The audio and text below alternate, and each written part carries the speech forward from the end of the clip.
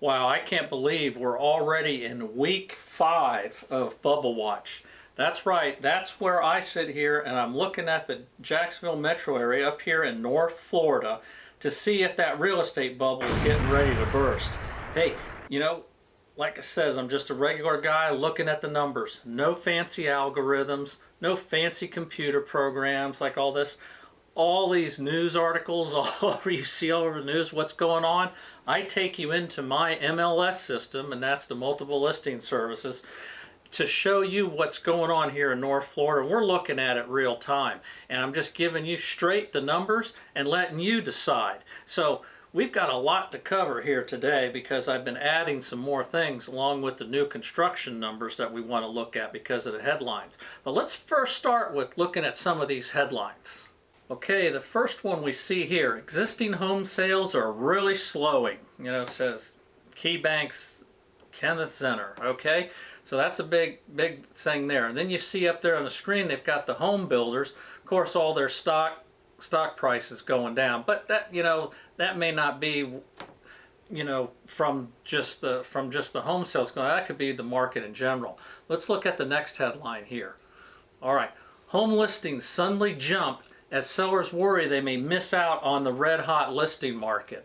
Well, now the reason why I do these things is because look at this other headline. Here we got fewer home sales expected in 2022 as rates and prices stay high.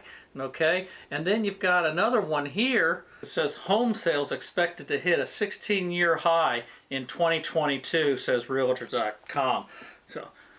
So you see, with all these different headlines, everyone's like, okay, what's really going on? That's why we're going to do it into the real time, into the real numbers, into my MLS, okay? We're going into my account. So let's get started. Let's go into my MLS account, and let's start with the active listings right now. Okay, here we are in my account, and what we're going to do is look at the active listings. And what we've got there is 4,078. Now that looks like an increase, so but we're going to compare, at the end the charts. So let's take a look now at the sold. Okay, now again, we're only going back 1 week, so we just go back 7 days to get the total for the solds.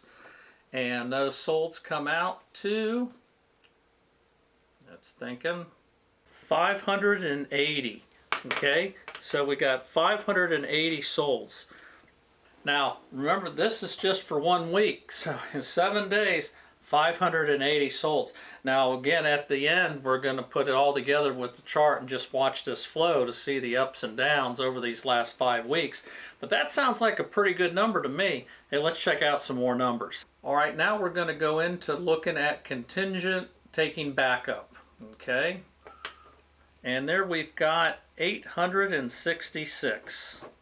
Now remember what I've said, and if this is the first time you happen to catch this video, then this would be news to you. The contingent taking backup, these are people that are under contract, okay? And they've just statused it as taking backup. So that means that they're under contract, but the seller's willing to take backup offers, which is a good thing if you're a buyer, because not every deal that's under contract ends up closing. So if it's a house you really want, it's something to consider. Okay, now let's look at the pendings, which is also deals that are under contract. They're just not taking backups. Okay, here we're going 1 week out, and it turns out to be 811. So we've got 811. Those are pending. And those are folks that aren't taking backups. All right, now let's look at the withdrawn. Okay, and we're going to take a look at those withdrawn. Again, we're just going to go 1 week back. The withdrawns 1 week back. That number is 95. Okay, and now we're going to look at the expires. And again, we're just going to go 1 week back on those. And that takes us to 79. Okay, 79 expireds. Now remember, the withdrawn are the ones where people have taken it off the market. Now it's still basically a listing contract with a realtor. Okay, so but it's just not in the MLS. They've withdrawn it, and there's various reasons for that. And we'll take a look. I mean, a lot of times it's just people just decided not to sell anymore, and sometimes it's a short number from the time they go active to the time that they withdraw it, and sometimes it's a little bit longer depending on the circumstances. Now the expireds are the ones that didn't sell, and they were under a listing, agreement with a realtor, and then for whatever reasons that house didn't sell and the contract expired and they didn't renew the listing with a realtor. All right, now let's go look at some more numbers. I want to look at the new homes, and we're going to look at the new homes. This time we're going to do two things. We're going to look at the new homes sold, and we're going to look at the new homes that are active, because we're going to chart that. Okay, we're going to go in here and just go back. Again, we're going back 1 week, and we're just going to be looking at the new homes that were sold in the last 7 days. And this counts all new construction categories. And that number there comes out to 46. Okay? Now, something that we're doing new is we're going to go in there and look at the new homes that are active. Okay? And, this is current active new homes, and there we see the number at 1,085. So this is going to be real interesting when we put this together with week 4's chart. Since we just started this, we want to see what the new home situation is, because like you say, you saw those headlines there for the new homes, and we've seen a lot of that on the news, so we just want to track it here. All right, now the mortgage rates. Mortgages really got in the news this week because they're talking about really jumping the rates up.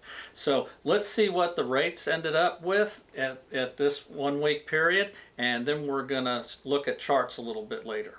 Okay, here we are into where I like going. It's a site, Mortgage News Daily, and as you can see here, wow, okay, ending here at this week at 6.05, really went up. All right, let's throw this together into the chart, see the other weeks. So what I'm doing, instead of keep going week 1, 2, 3, 4, all that, it's going to get too busy. Let's just look at week 1, week 4, which was last week, and so we're just going to compare the last week with the week we're doing now, and what we're doing is week 5. So as you saw where we left off, we ended up on week 1, it was 5.36. Where we ended up last week was 5.55, and where we've ended up this week is 6.05. Now, here notice something, okay? At where we started at 5.55, you see it here for week 5. And it really took a jump. Look where it went to 6.28, okay, in the middle of the week. Holy cow. And then it settled down to 6.05. As you can see, I mean, it's crazy again, just like in the reverse when the rates were going down like crazy, when they were, at 3% and then going below 3%, and it would fluctuate during the week so much. Any given day, man, it changes, as you can see here, because this is a huge difference. Okay, let's check out some charts. Okay, here we are with the charts to compare the previous weeks, and we're looking at actives. Look at that. We went from 3,763 up to 4,078, which was an increase of 315. Solds, we were at 543. We sold 580, so that was an increase. 37 more sold. We went back up. Contingent taking back up, 860, so that there dropped 44. Pending, 811, which went up 80 there, The withdrawn, we had a difference of 20 more people withdrew than the previous week. Expired, went down to 79, which was a difference of 23. New homes sold, 46. We actually had an increase, okay, of 4 homes, just 4, but it was an increase, okay, because we're really expecting that to slide based on what we've been hearing. New homes, this is new what we've done, new homes that are listed, active listings. Last week they were 1,017, now there's 1,085. That's an increase of 68 new homes. Folks, I mean, based on all the doom and gloom we saw, I really expected, you get hit with it, that this was going to be going down. I mean, look at the trend on these other numbers.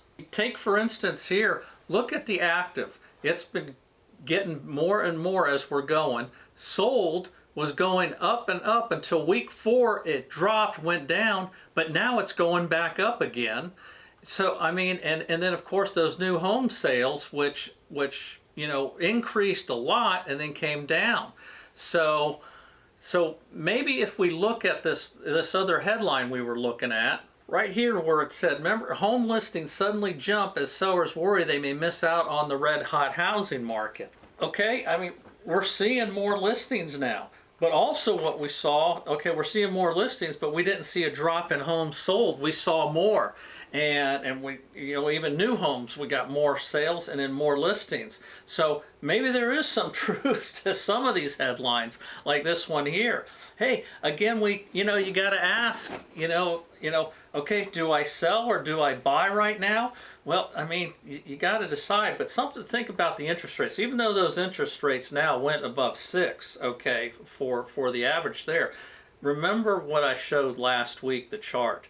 Since 1971, when they started tracking it, you know, Freddie Mac did, from 1971 until, I think, what was it, 2021, the average was over 7%. We are still below what the average was for all those years, okay? So this is still normal. It's just that we were so used to so low interest rates that's why this doesn't seem normal. So if you're out looking to buy, well, the thing is, it doesn't look like home prices are going to get any cheaper, because right now the home prices have been holding up. There have been some people that have reduced some, but most in part they are, you know, staying pretty steady or still going up. So you got to decide, all right, even at the higher interest rates, do I jump in and get this? But if you're a cash buyer, you don't have to worry about the interest rates. You're just thinking, okay, what's going to happen with the price of the homes? We're still in low inventory. When you look at those numbers that are out there for the active listings, okay, it's increased a lot, but it's nowhere where it really should be for the healthy market. So we're still in a very competitive situation, even though showings are down a little bit on homes and you don't have all those people bidding up the prices much like you did before. There's still some active sales going on. So you've got to decide, you know, do you want to buy or do you sell? Hey, until you decide that, I'm out of here.